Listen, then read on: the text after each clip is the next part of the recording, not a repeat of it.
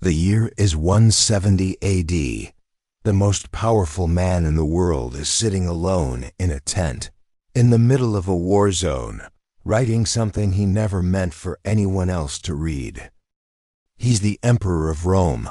He's got the strongest army on earth, more wealth than he could ever spend, and total control over millions of people. And yet, every single night he's writing, not orders, not military strategy. He's writing to himself, like someone trying not to fall apart. 2,000 years later, those private notes were found. And it turns out, they didn't just help one emperor get through a rough patch. They're helping millions of people today get through their 40s. His name was Marcus Aurelius. The book is called Meditations. To understand why an emperor needed to write himself a pep talk every night, you've got to know what his life actually looked like. He took the throne in 161 AD, right when the empire was at its peak. But peak didn't mean peaceful. For almost 2 decades, he was basically always at war, fighting tribes on the northern frontier. A massive plague, probably smallpox, swept through the empire and killed millions, including people close to him. He lost several of his own children. Friends betrayed him. One of his most trusted generals straight up revolted against him. We tend to assume that having ultimate power means you're free from suffering. Marcus Aurelius proves the opposite. The higher up you are, the heavier the weight, and the lonelier it gets. So every night, by candlelight, in that tent, he wrote. Not for publication. He had no idea anyone would ever read it. He wrote it to talk himself through it, to remind himself to get through one more day. That's what makes this book so different from every self-help book that came after it. This isn't advice he wanted to teach other people. This is what an actual human being needed to hear, just to keep from breaking down. The first lesson, and honestly, the foundation for everything else in this book, is that people don't suffer because of what happens to them. They suffer because of how they interpret what happens to them. Marcus kept reminding himself, outside events, a storm, a battle, losing someone you love, those are out of your control. But how you react to them, the attitude you choose, the judgment you make about them, that's the one thing that's actually yours.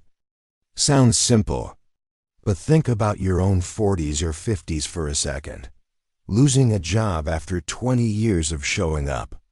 A marriage that doesn't look like it used to. Aging parents. Your own body starting to betray you in small, unsettling ways. None of that. You don't get to choose it. But Marcus would say, what you do get to choose is whether you let it define you, or you define how you live with it. This isn't fake positivity, some just think happy thoughts thing. It's a mental discipline, clearly separating what you control from what you don't, and putting all your energy into the first pile. The second lesson sounds a little bleak at first, but it's actually one of the most powerful psychological tools ever written down. Every morning, Marcus reminded himself, today, I'm going to run into ungrateful people, liars, selfish people, jealous people. He wasn't saying this to become bitter about life. He was saying it so he wouldn't be blindsided, so it wouldn't hurt as much when it actually happened. This is called premeditatio malorum, basically, imagining the bad stuff in advance.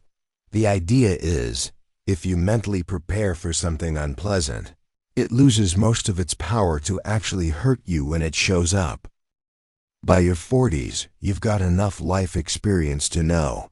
Coworkers will let you down sometimes. Your kids will disappoint you sometimes. Financial plans will fall apart sometimes.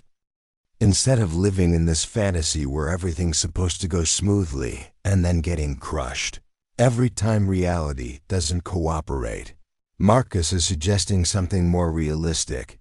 Brace yourself ahead of time, so when the hard stuff comes, you're ready to face it instead of getting knocked flat.